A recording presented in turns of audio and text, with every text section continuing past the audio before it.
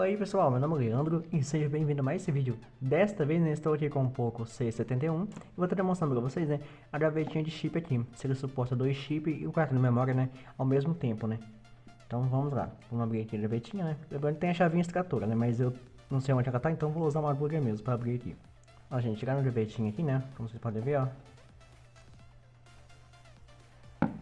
E sim, gente, ó, tem um chip da Vivo aqui, Mas, olha gente, chip 1, chip 2 e o cartão de memória, ou seja, dá para você usar os três ao mesmo tempo, Se você estava com dúvida, se dava para usar os três ao mesmo tempo, dá sim, gente, ele é completinho.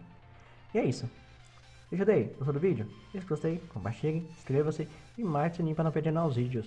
Obrigado a cada um de vocês, vocês estão sendo incríveis. Então, tchau e até a próxima.